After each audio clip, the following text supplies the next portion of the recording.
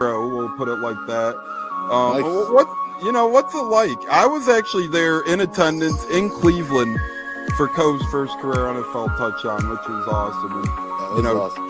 it was a great game. You could hear me on camera. I was just screaming, "Say it ain't so, Coe! Say it ain't so!" Sadly, from there, the game kind of went off the rails a little. That was the last high moment of that game, but it was a great game. Overtime loss, fun time. Yeah. But how was that moment for you? Seeing the first, whether it was on TV, in person, wherever you were, seeing his first NFL touchdown. How was that? Well, dude, I mean, we were at home because it was a away game. We don't travel to a lot of the away games because we can get into that later. But, to watch that and to think I wished I was there live. So to have your video was so cool. And just that, man, this is so cool. I mean, that was so cool for us. Catching it from Tom Brady, right? Like, he's got the ball yet. First NFL touchdown means a lot, right? I mean, as a dad, that's just so cool to see. And it was fun to watch. And, it didn't have the outcome we wanted, but still the same. What a memory! What a memory to have, right? So, and honestly, cool. those.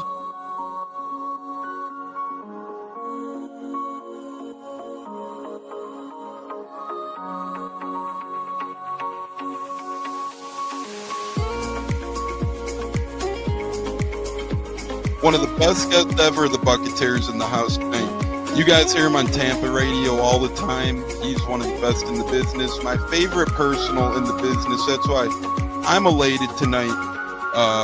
Growing up in the Chicago area, you're used to sports radio. That's what gets me through the day. So this man does help get me through the day, I will say, with the Pat and Aaron show at work. Nothing like it. So it's incredible. It looks like we got Stunna bumbling in. I'm Tampa Tones. We are joined by lead goon tonight, host of the Pat and Aaron show of WDAE, Pat Donovan. And it sounds like Stunna is bumbling a little bit. Going to put him on mute for a second until that gets a little cleared. But we're joined by Pat Donovan. It looks like Stunna's hanging out with Cheech and Chong in a car with the windows up or something over there. It does look like you got a little... No, my camera's broke. And he was trying to pull me in big time. And then I was like, nothing's happened with Indianapolis yet. Like, I really want to give Indy a chance. And then also I talked to Cody Bruton, once he took over Rich McCann, I'm still like, well, look, I was like, y'all just give me the opportunity to explore free agency, see what's going on, and then come out and make us do it. All right, everyone, you are tuned into the Buccateers at wide receiver, Kalen Geiger, and we are about to have a great pod. This is the Buccateers. You're tapped in, and here we go.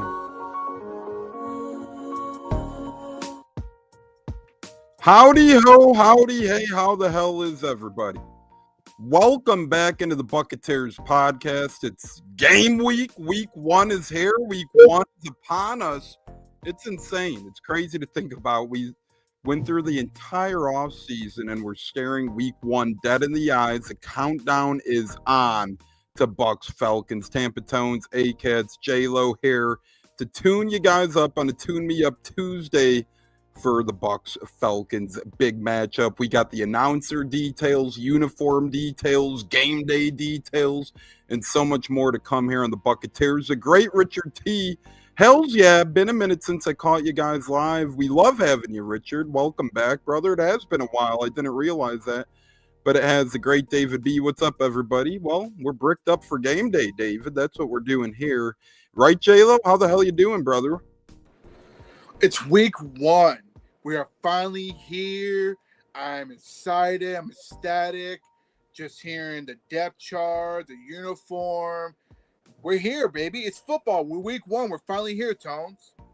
The great A-Cats in the house as well. As Olivia says, hey, 2 more days till the NFL. Wahoo. Cats, we got Thursday night football. We got Friday night football. We got Monday night football. And, oh, by the way, we got a lot of games peppered in on Sunday as well. How the hell are you feeling, brother? I am going stir crazy. Wait, it feels like this preseason in particular took forever. It just felt like it went on and on and on. So finally, we get to do the real thing, and I can't wait. And I'm fired up. I'm fired up as well. As David says, yes, actually having game previews is amazing. Cleveland me Du Bois, it's that time. Absolutely. We're here to preview Bucs Falcons. It is that time. We love our lady listeners and another lady in the house, a great Trisha Scott, saying good evening, everyone. Love that football season is finally here. Yeah, that's always great news. Great stuff there. Droman, afternoon, gentlemen. Afternoon, Droman. We're excited to have all of you joining us live here in the Buccateers, breaking down Bucs Falcons. Hope everybody in the midst of their fantasy football draft season is doing okay. I had a draft Saturday live here. That was awesome. I had one draft yesterday. JLO, you were in that one. Couple other Bucs contributors. That was a lot of fun. Got 2 drafts tonight, 2 drafts tomorrow, and then football is here Thursday. JLO, you surviving your fantasy football drafts? I gotta admit, man, I don't know how you do it 2 drafts in one night. I tried doing it Sunday. Holy moly! Luckily, I had intermission in between of them. But it's fantasy football season. I love it. And shout out to all the people that play it, especially doing 2 or 3 drafts during the daytime or nighttime. God bless you all. It is a lot of fun, but a lot of work at the same time. Yeah, David says started off with a great weekend of college ball. A lot of good games, 3 top 10 matchups. Florida State was a double-digit underdog, upset Alabama. And Thomas Castellanos, the former Boston College quarterback, really balled out over there. He was pretty confident. And a Bama guy I knew isn't too confident in Bama. He was explaining to me a week or 2 back.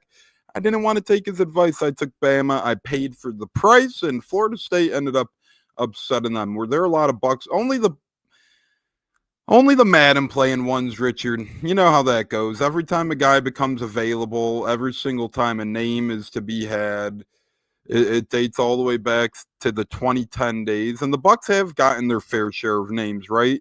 Obviously, Tom Brady, Darrelle Revis, Leonard Fournette, Rob Gronkowski, LaShawn McCoys of the world. So we have gotten a lot of big names, but it has to be appropriate. And there was, Micah Parsons, the thing was, we had the trade compensation to do it, but we don't really have the money to do it with Baker Mayfield coming up. You're going to have to extend him. Zion McCollum, if you want to keep him around. Obviously, Luke Goedeke, if you want to keep him around. Mike Evans, year to year at this point. Levante, probably not back. Rashad White, probably not back. Sean Tucker, those are guys' contracts. Cade Otton as well.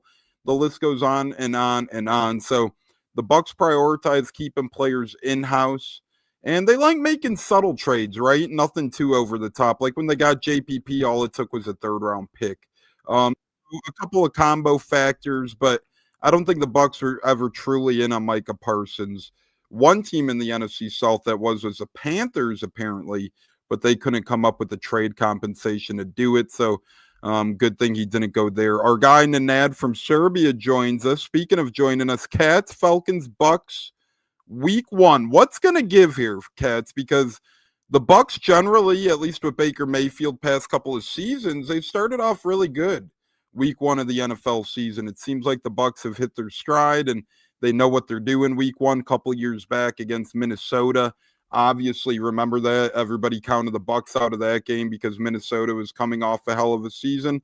What did the Bucs do? Went into Minnesota. They won week 1, Cats. Last season, you look back at a Bucs year after coming off a heartbreaking loss to Detroit in the playoffs. What do?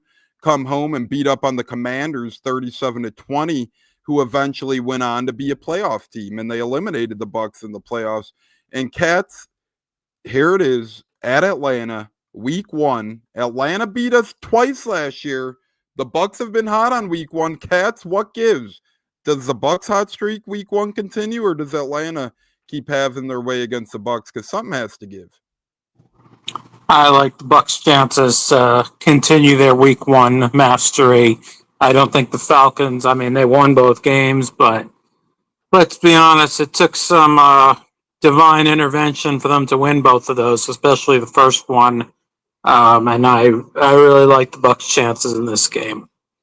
I still can't believe the Bucs lost that game. I was live there on Thursday Night Football between a missed face mask call by the refs, the fumble, the Bucs not being able to do much with the football.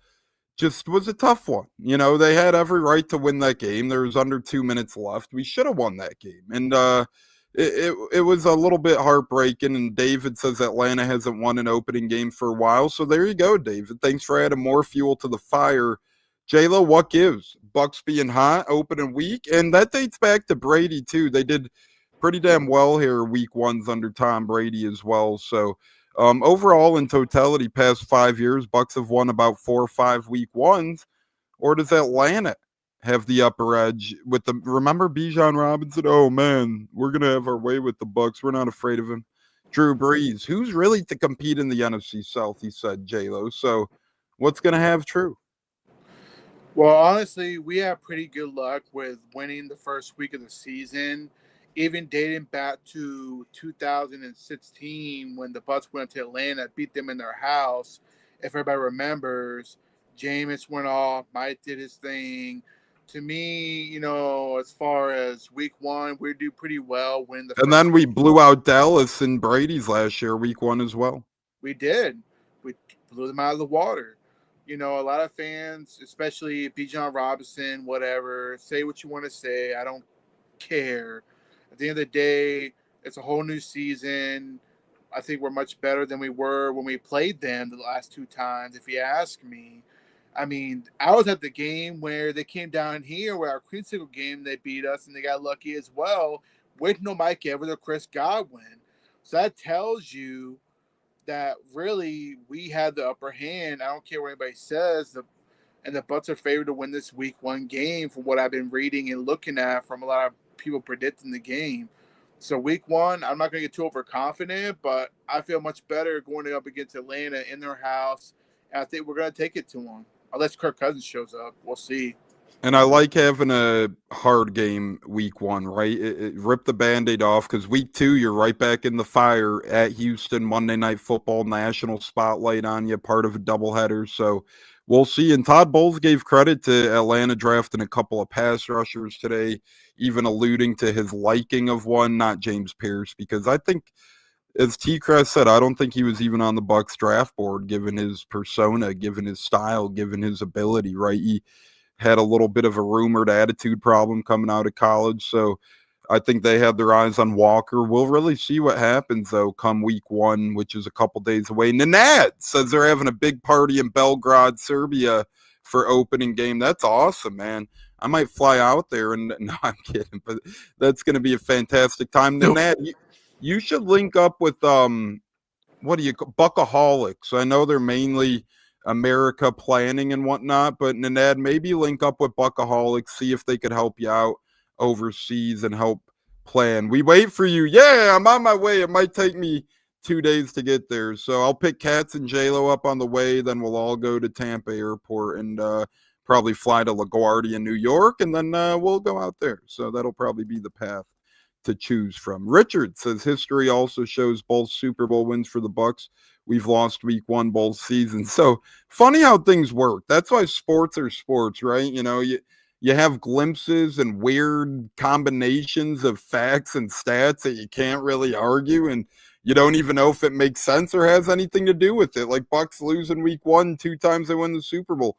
Could be superstition, or maybe it's the motivation the damn team needs to wake up and smell the coffee week one. Nenad, see you in Tampa. Yes, sir.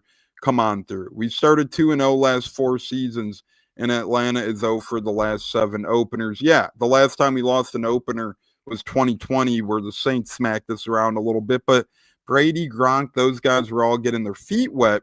So, again, it's just one of those things where a lot of overreactions happen after week one, but at day's end, it is a great momentum builder, especially because the Bucs hit that wall, it seems like weeks 3 to 7 range, where they really have some trouble. So winning that second game means a lot for a team like the Tampa Bay Buccaneers. Speaking of meaning a lot, for the fans, it might mean a lot that the Buccaneers are open to jersey exchange for Emeka Egbuka and Tez Johnson, seemingly. If you were to purchase a Tez or an Egbuka jersey through Fanatics or through the team store, not what are those sites called?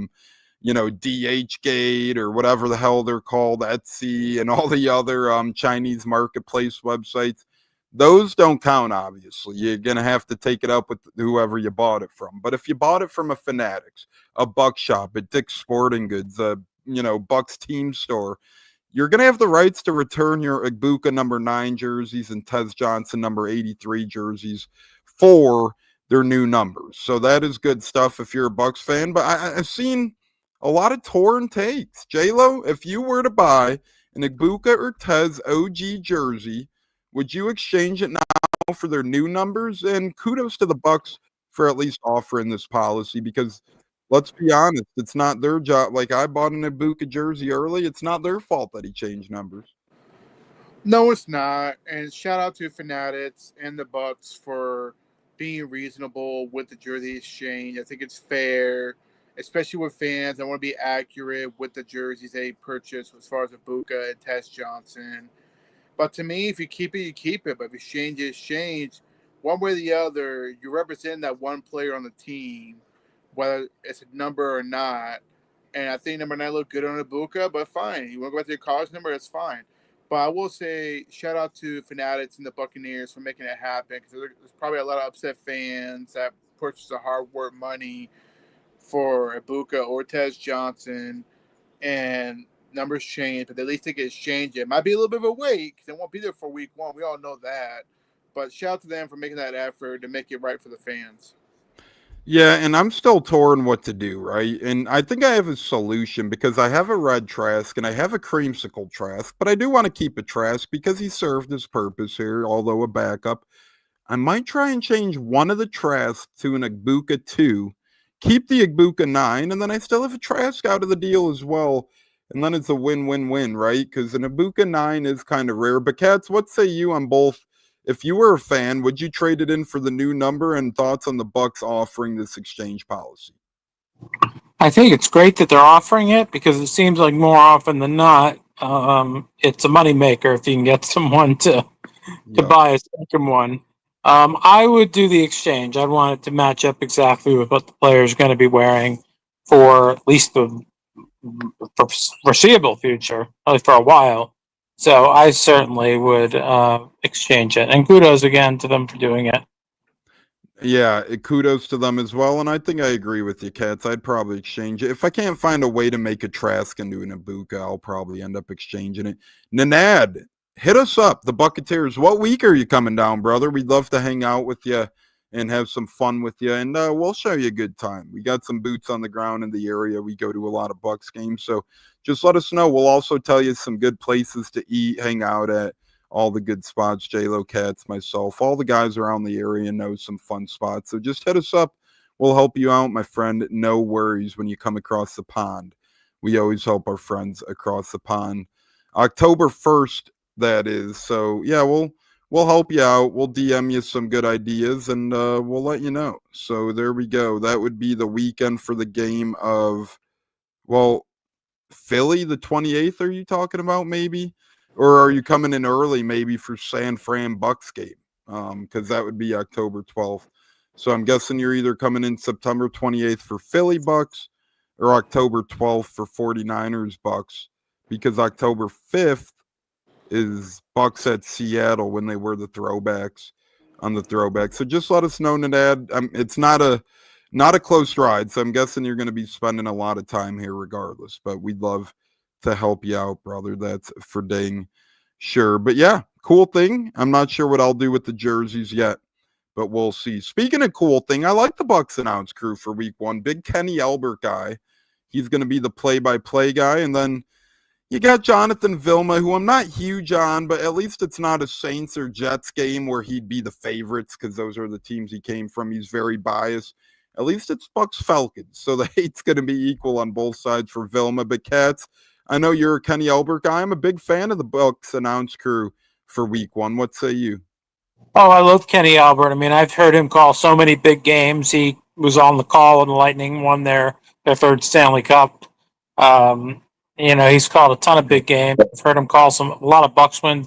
He called the game back in 1997 when Allstott dragged all of Vikings defense into the end zone.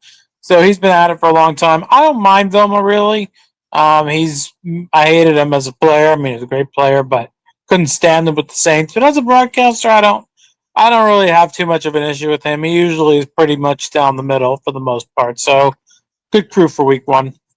I agree with you there. For being an ex-Saint guy, he is pretty neutral. And, once in a while, it's hard not to, say a couple of things here and there for the team you played for. But I actually don't mind Vilman. Kenny Albert's one of the best in the business to me. It is kind of crazy realizing how timeless a lot of announcers are. And I think that's one of the aspects in sports that you respect a lot more when you get older and you become old enough to realize how important a good broadcast crew is for a football game, baseball game, hockey game, basketball game, whatever the hell you might be watching. That's why announcers get paid the big bucks, the big names, the ones who do great, because it does make a difference. And as a kid growing up, I didn't really care to. I mean, I still had my favorites, right? I love John Madden. I love Gus Johnson, all those guys growing up. Even Dick Stockton way back in the day. A little hard to get used to him when you got older. But all that being said, now I appreciate announcers a lot more. They put their blood, sweat, and tears into this. And it's really an art and craft. And look at Gene Deckeroff. I mean, he makes all the difference in the world. Even the Rays crew, I like a lot. Neil Solondz, Andy Freed, all those guys. So kudos to announcers for playing a big part in sports fans' lives, especially us old enough to appreciate them. JLO, thoughts on Albert, Vilma, and anything Cats or I said? No, Albert's cool. I like Albert on the commentating. Velmer kind of rubs me up the wrong way at times. I see him commentating against us, which is fine. I get it. It's a rivalry, whatever. He's a homer, is what it is. But I like the commentating cast. I'm all for it. Just say that, we're here. We're week one. I don't care who's commentating. It's, it's about, who shows up, and I feel we're going to show up. I don't care who's commentating. You are live watching the Buccateers podcast. If you are watching us on YouTube, please hit the like button, subscribe button. Turn that notification bell on. Things are heating up here on the pod. We're about to have 5 episodes a week, 3 out of the 4 weeks of the month. It's going to be awesome. Going to be crazy. JLo's already started with his campus kickoff college show.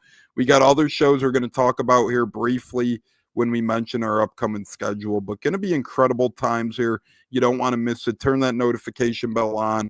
We appreciate all the super chats. We appreciate the subscriber, the member subscriptions. Helps keep growing the show when we do get some money. So we appreciate everybody and just our listeners, our fans. We appreciate everybody always tuning into the show. It really does help and spreading the word of mouth to your friends. Hey, Buccateers podcast, always a great thing. So Nanad, Richard, everybody else here, we do appreciate it greatly. You don't even know how much we do. Speaking of appreciating greatly, we always appreciate the great Greg Allman, friend of the show's Fox Sports, been on the program before. He's on top of it, as always on top of things. He was one of the first to tweet about the Bucs' unofficial depth chart leading into week one. What intrigues me but makes total sense when you think about it, and a lot of people who don't make sense of things were freaking out, but Tez Johnson isn't listed as a top return guy. But it makes a lot of sense given the current nature of how this Bucs team is built. You got Chris Godwin and JLO Mcmillan staring significant playing time loss in the eye. Probably Godwin in October, Mcmillan in November, December. You'll get those guys back. They're going to miss a lot of games. So that means you want to protect your top wide receivers. Obviously, Evans, Goedeke, Sterling Shepard. They're not going to sniff special teams because you can't afford more injuries. You leave it to the Cam Johnsons and Ryan Millers of the world. Tez Johnson's in his own little lane because he could be used as such an intriguing weapon with special teams or offense. But JLo, given the nature of Godwin and Mcmillan staring significant absence time in the eyes, Tez Johnson is a valuable asset that we can't afford to get hurt. You're a return guy, you're more likely to get hurt. So I think it's a good job by the Bucs on the unofficial depth chart to put him second string returner and right now third or fourth string wide receiver. No, couldn't agree more. To me, he's wide receiver 4 to 3, depending on Sterling Shepard. I feel they made a right move going with Sean Tucker and Cam Johnson as kick returner, Cam Johnson as punt returner, and he's a reserve. Because you never know. They're going to make a mistake. Mistakes happen. If it happens, they'll throw Tez Johnson in there as a situational punt returner because he can do it. He's capable of doing it. But I agree with you. I feel injuries pretty much plague why he is the backup as far as punt return, kick returner. It makes a lot of sense. We need every player we can get, and Tez Johnson, I feel, is an important player in the offensive scheme compared to Cam Johnson. No disrespect to Cam Johnson. And it's interesting, we're only carrying 3 backup offensive linemen, so things could get thin quick. And then Tristan Wirfs is already hurt, so going to be interesting. Next man up mentality. Todd Bowles was asked if Ben Chukwuma could be made into the swing tackle. Well, he kind of has to be right now on the roster, at least with the worst injury especially. But JLO, one quick thought before Cats. You had comments on O'Keefe earlier being tight end 3. What do you say about that? Him being tight end 3. I mean, he's kind of locked into tight end 3, right? This is a blocking tight end. He's not going to surpass Cade Otton or Payne Durham or even Devin Culp in receiving capabilities, but they're going to keep him on the roster. If he wasn't part of the roster releases, which he wasn't, and I'm glad he wasn't because I love O'Keefe as a blocking tight end, that means he's going to be tight end 3. He's going to be active every week. He's healthy, and he's going to be the pivotal blocking tight end the Bucs need. Devin Culp will be the guy to jump him if, say, a Payne Durham gets hurt, a Cade Otton get hurt, like maybe week 1 Otton might not play. You'll see a Durham Culp get more receiving, but you're still going to see O'Keefe out there getting the heavy share of the blocking, right? No, couldn't agree more. After our discussion earlier in the day, O'Keefe, he's a big part of this team. He's a good blocking tight end. We should all notice by now that he's going to be very important in the run game or even the pass blocking game on third down, depending on how far we are. He can help Charlie Heck on the left side to kind of help him, depending on our opponent. You never know because Houston's got 2 good edge rushers. Atlanta's got 2 rookie rushers. We don't know how they're really going to be. But it's important to have a pass blocking tight end to protect Baker Mayfield, give him time to throw the football, get rid of it, especially on third and short. He's always been part of the team. Since day 1 when we drafted him, he is a blocking tight end. He's earned his spot, and I'm glad that he's a part of the team and looking forward to the first 2 to 3 weeks, depending on Tristan's out, how important he really is to the team on protecting Baker Mayfield on third and whatever, or run gains on second and short or first and short. Cats, the Bucs are hosting their Raise the Flags event tonight at Tampa Theater, part of their celebration of 50 years long celebrity panel of Bucs legends and other media members there. Doug Williams is there, Tom Brady's there, the Glaziers are there, Jason Light's there. Cats, have you heard anything about this, Cats? The buzz around it? The town must be buzzing for Buck Ball with this Tampa Theater events, Cats. What say you? Actually, yes. And listening to the Sports Day Tampa Bay podcast this morning, Rick Stroud had on the producer, and his name is eluding me now. Unfortunately, I cannot think of his name, but he was outstanding. And he went into a lot of detail talking. I didn't want to give everything away, of course, but details behind the scenes details. For example, he was talking about how, the mission they went on, they called it the Shoeless Joe Jackson mission when they went after Tom Brady, and it was like a top secret thing. So he started talking about that. He started talking about so much behind the scenes stuff that it was so intriguing to me, and I can't wait till this becomes available for everybody to see at some point, because it just sounded like he did an outstanding job putting this all together. Yeah, and I couldn't agree with you more, Cats. And I know it's been hyped a while. I remember being there last football season, and they were saying how people were in town filming for things at the Tampa Theater, getting ready for this sort of thing. And that was last football season. So they've been preparing a long time for this. I remember when, I forget what legend it was on the show. It was either Brad Johnson was saying how he got invited to film for this project. So fun stuff. Bucs are doing a hell of a job celebrating 50. If you're live in town tonight, at least walk past the Tampa Theater and enjoy it. A little bit of interesting, fun news. Devin White reclaims his starting spot, it looks like, for the Raiders. He's listed as a starting outside linebacker on their depth chart. Maybe this is a year Big Dev gets his $100 million contract. Just kidding. He won't be. But, hey, good for him. John Spytek over there, Tom Brady over there.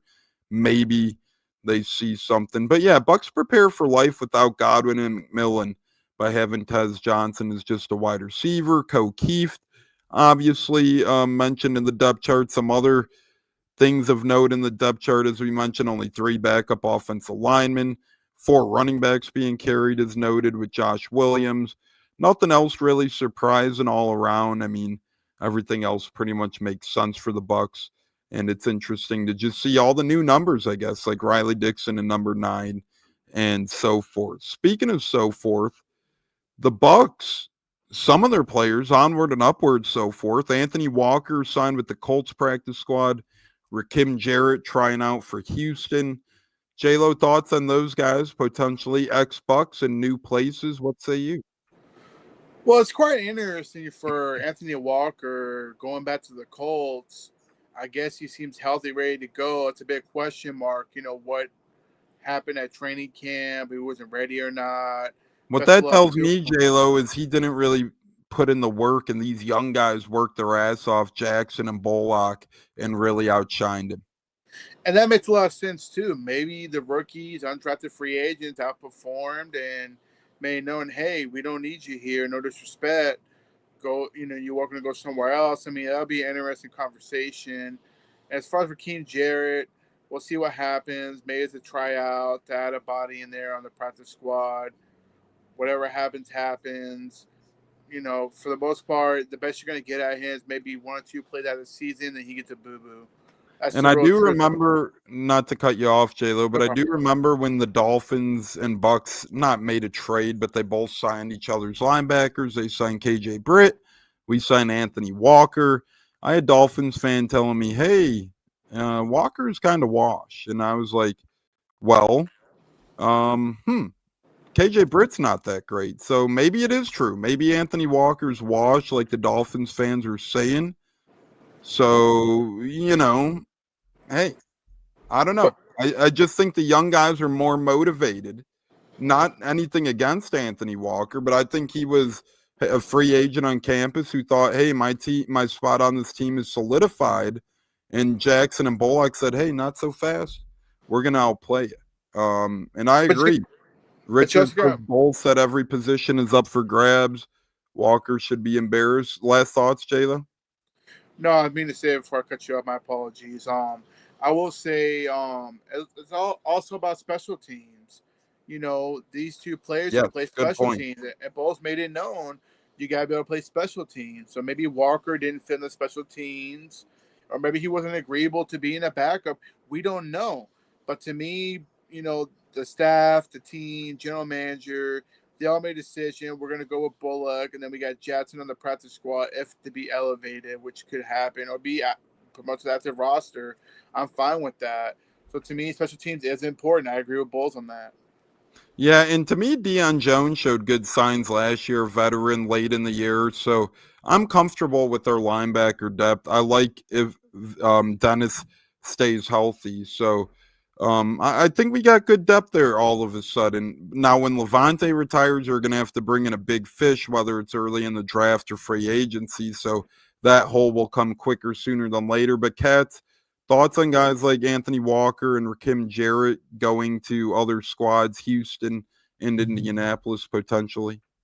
Well, I think for Anthony Walker, the main problem is Trent camp opened and he got injured before camp ever started.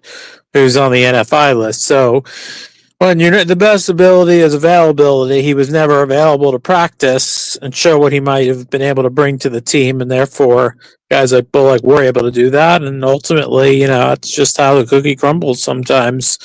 You never participate in any practice, not his fault, but that's just how it goes. You can lose your job due to injury, contrary to what some people think. Rakim Jarrett, again, he's not a high impact player, but he'll help Houston on the practice squad. I'm sure he'll get into a few games at some point this year. Yeah, you never know. And he does play a little bit of special teams. Not that I think. Oh, wow. Breaking news. Breaking news for the Tampa Bay Buccaneers.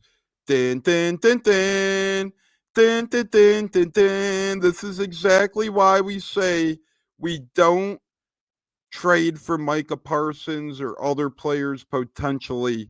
The Bucs have just extended guard Luke Goedeke, 4-year deal, 4-year extension for the right tackle in Tampa Bay. So breaking news, Bucs extend Goedeke, JLO 4 years, according to Rick Stroud. Thoughts on that?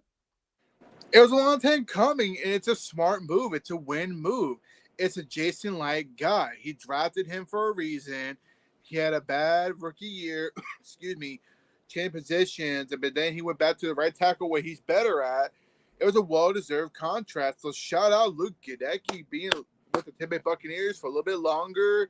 Shout out to Jason Light and the staff for picking the right players and paying the right players that deserve it. And Luke Goedeke deserves every bit of that money. So shout out, our offensive line is more intact than ever. Let's go. So Jason Light's at the Tampa Theater right now, Cats, and the Bucs are extending Goedeke. Thoughts on that, Cats? That's outstanding. Goedeke, well deserving. One of the bookends on this offensive line. What a player he's been. Since his rookie year when he went back to his actual position. And kudos to Jason Light on getting this done ahead of time. Didn't want to risk waiting for the season to end and then having to sign him after. Getting out in front of things. This is the way good GMs and good organizations operate. So congrats to Luke Goedeke on his extension. I can't wait to see him in action. And Cats, this is why we don't trade. I mean, I wouldn't mind it if we traded for Parsons, but it's to extend guys like Goedeke, Baker, like we talked about, that they don't make that trade, right? Right, because then, you're going to lose certain guys, and it'll happen in Green Bay. Green Bay will have to lose some guys as well. So, if you love to have Micah Parsons, every team would love to have Micah Parsons on their team, but, at what cost? Draft picks, draft capital, plus key players on your roster that you no longer will be able to keep around. So you end up with essentially you may have a net negative there. So the trade's not worth it. It's almost like you get a 1-year window there, and then you kind of gotta retool around and replace these guys that you had hoped to extend. So that's why the Bucs opted not to make such a deal. I agree, and great points there, Cats, and great time to have a show. Always fun when you get breaking news on a program. Line up Goedeke before the season starts so you don't have to worry about it after the season, and he's more enticed to hit free agency. Can't believe it's already year 4 for him.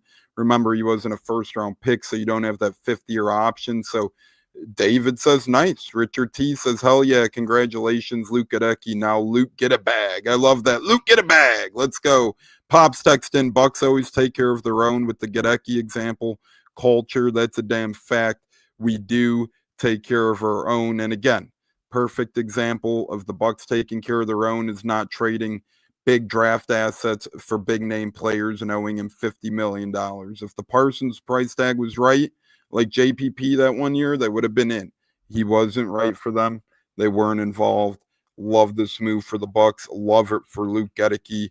Great re-signing for the Buccaneers. He still was under contract this year, but for 4 more years added on to this year, he will be a Buc. So we get him for at least 5 more seasons. And our offensive line is very young, very effective. Tristan Wirfs, Luke Goedeke, Graham Barton, Cody Mauch, Ben Bredesen just signed a 3-year extension. You kidding me? Ben Chukwuma's a rookie. Eli Klein's in year 2. This is an offensive line that has a big up arrow pointing to it, which is incredible. Both tackles locked in for the long haul. Now, speaking of locked in for the long haul, our guy Abraham has been locked into the Buccateers for the long haul. We appreciate him. CC says, hey, what's up? Big G. Yep, Big G in the house. Speaking of in the house, the Buccateers will be back on Thursday with our Toe in the Line NFL kickoff show. Joey Nips will be bringing you guys a quick 10, 14-minute program about all things NFL this coming weekend. Friday, we'll be back with JLO and the campus kickoff, getting you ready for Friday and Saturday college football. A great big weekend of college football. Saturday, we'll be back with our early show, 9:55 a.m. Eastern Time. JLO live from Chicago joining us for our weekend of football kickoff. Saturday showdown program where we wind up betting, fantasy talk, college talk, Bucs talk, NFL talk, and that's our big Bucs pregame, NFL pregame, college pregame show weekly. And then Monday, Zach and I will be debuting our Man Cave Monday show, which is going to be incredible. We have our own theme music for that. And then a couple weeks from Monday, Katz and I will be debuting our 813 Sports History, a look into Tampa sports history. So don't be late on joining the Buccateers. Hit that subscribe button, like button, turn that notification bell on. We got a fun fall, winter ahead. A ton of new stuff. And like we said, we're here talking Luke Goedeke contract extension. We planned that. We knew it was coming. Wink, wink, nudge, nudge. But JLO, we have Thursday night football this week. Thoughts on the game? Eagles, Cowboys, Thursday night. Eagles will have their championship banner ceremony dropped. You'll be coming to town in Chicago. What say you? On Thursday night football, 2 sleeps away from NFL action 2025 being for real this time. No, absolutely. I'm bred up. I know fans are doubting the Cowboys because of the loss of Parsons, but let's not forget. Not so fast. Dak Prescott, who to me is a good quarterback. Keyword real quick, J-Lo, Yeah, worth over $88 million, the Goedeke extension. So he got 22.5 roughly million a year. I like that a lot. I like it a lot. Worth every penny. Steal, man. Absolute steal. I got to tell you, the front office, we talked about it many times on the show. Jason Light, Greeny, all putting it together, and Jacqueline hasn't shut her out either. They're all putting it together. Shout out to them. It's a steal of a contract. And once again, shout out to Luke Goedeke for earning his contract, for being doubted week one, his first year, his rookie year, to where now he could be an all-pro right tackle. Keyword, all-pro right tackle. That's how good he really is, if healthy. And what about Thursday night again, were you saying, my friend? So I will say Thursday night, don't sleep on the Cowboys offense. Yeah, their defense is going to look a little sluggish without Michael Parsons, but you can't sleep on Dak Prescott, CeeDee Lamb. They got a good roster. Whether fans want to agree to disagree with Jerry Jones. We'll see how the season goes. Maybe they might tank for Arch Manning. But don't be surprised if the Eagles win by a slight field goal to win the game. I'm not going to sleep all the way on the Cowboys in week one, because week one, we don't know how it goes. We don't know what team's prepared. Even though the Eagles are the defending champions, but their opponent could give them a good game. So it's going to be a fun Thursday night. I can't wait. Up in Naperville, Chicago with my people. Let's go. And wow, fun fact, Mike Evans says he was a Colts fan growing up, so he didn't know too much about the Bucs. So that's it. I never knew that about Mike Evans right there. I'd assume a Dallas fan. But Katz, last words on the Goedeke 4-year, $88 million contract. And you get the Friday night football game, my friend. You get Chiefs Chargers in Brazil. What say you on that? Yeah, well, thrilled, for Luke being extended. That was something I'd had on my list of things I wanted to see done this offseason. Sure enough, right at the end of the offseason, they get that done. That's outstanding. Chiefs Chargers is a very interesting game to me. I like Kansas City in this game, although it's not a game where I'd say I'm super confident, because obviously the Chargers are an up-and-coming team now. They lost Rashawn Slater for the entire season, if I'm not mistaken. The left tackle, I'm about to say San Diego, for LA. That's a huge loss, and the Chiefs, we know their defensive line can get after it. So I like Kansas City in this game. It'll be a close game, but I like the Chiefs to take this one. I agree with you as well. I think Chiefs will take it too. Time will tell. It'll be interesting. We're nearing football Thursday night, Friday night, Sunday night, college Saturday. What a time to be alive. And J-Lo is coming to town. Not Santa Claus, but yes, J-Lo coming to town. J-Lo, thoughts, last minute words on coming to Chicago for college and NFL weekend, brother? It's going to be a fun time. Just the fact it's week one NFL, week two college football. We got the campus kickoff going to be posted and happening on Friday. I can't wait for it. I'm excited. I'm ecstatic. It's football season. I'm over baseball. I'm over all the critics. It's go time. Pedal to the metal. All gas, no brakes. Let's go. Yes, sir. I love it. I love it. I love it. Campus kickoff coming Friday. And once again, I know it's early, but little public service announcement. Campus kickoff will be moving, obviously, back to Thursdays next week when we get Thursday night college back in the fold, because we cover every day of college football on the campus kickoff. That's why we call it the campus kickoff. If you're bowl eligible, we cover your games, damn it. We appreciate these kids putting it all out there. But starting October 8th, campus kickoff will be coming to you Wednesday, October 8th, as there's football moving to Wednesdays. And then October 14th, there's football coming on Tuesdays. So campus kickoff keeps shifting around a little bit. But this week it'll be Friday. Then it'll move to Thursdays until October 8th, which moves it to Wednesday. And then October 14th moves it to Tuesday. But Cats, final word, brother. I'm excited. In about a month, not about a month, about 3 Mondays from now, getting to do history in Tampa sports with you. And last word on Falcons Bucs, brother. Yeah, really looking forward to that show. I tend to, some people say I have a mind like a computer, so that hopefully will serve me well when it comes to history, which was one of my favorite subjects in school. After this game Sunday, I can't wait. And I'll just say it because, I said this so many times. Fuck the Falcons. I hate those motherfuckers. Let's ram it right down their fucking throat. Fuck the Falcons. Do the hook 'em horns or whatever, but, other way around. But I traded Otten for my second tight end. All righty. I picked Otten for my second tight end. I love that. Great job. I think that's a good second tight end. I think when healthy, he's going to have a big year and a contract year. JLO, final word on that. Bucs Falcons, you coming to town, campus kickoff. What say you, brother?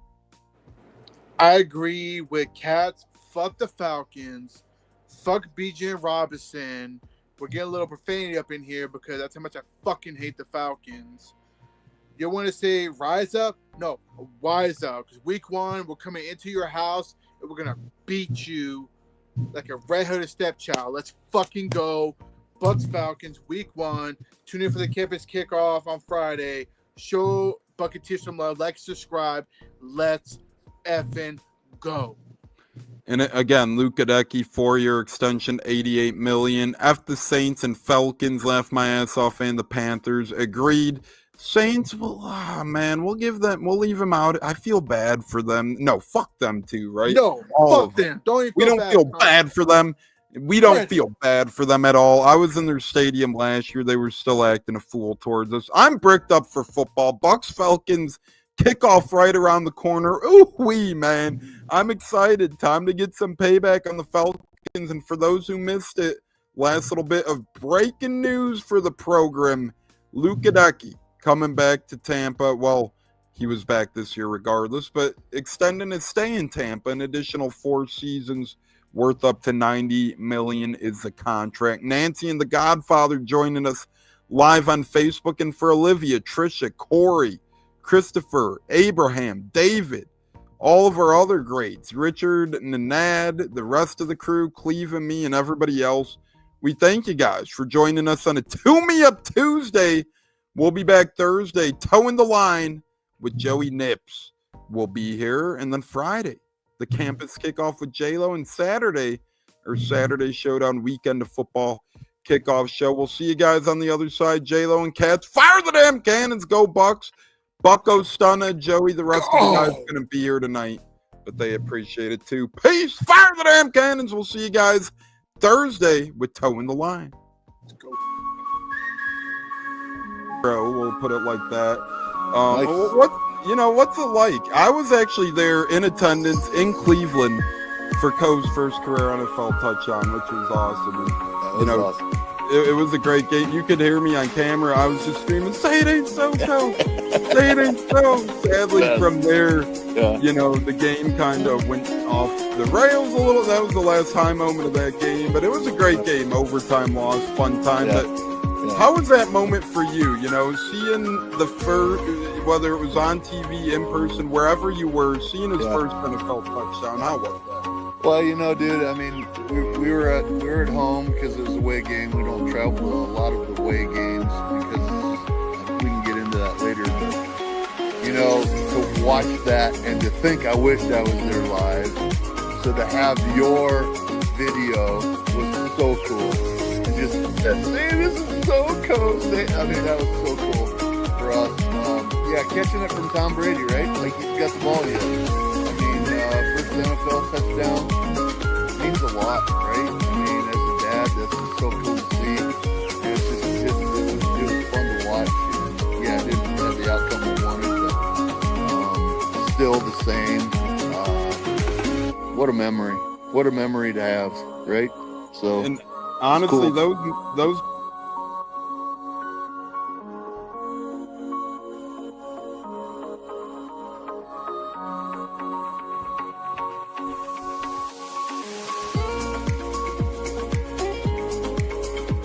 One of the best guests ever, the Buccateers in the house tonight. You guys hear him on Tampa radio all the time. He's one of the best in the business. My favorite personal in the business. That's why I'm elated tonight. You know, growing up in the Chicago area, you're used to sports radio. That's what gets me through the day. So this man does help get me through the day, I will say, with the Pat and Aaron show at work. Nothing like it. So it's incredible. It looks like we got Stunna bumbling in. I'm Tampa Tones. We are joined by lead goon tonight, host of the Pat and Aaron show of WDAE, Pat Donovan.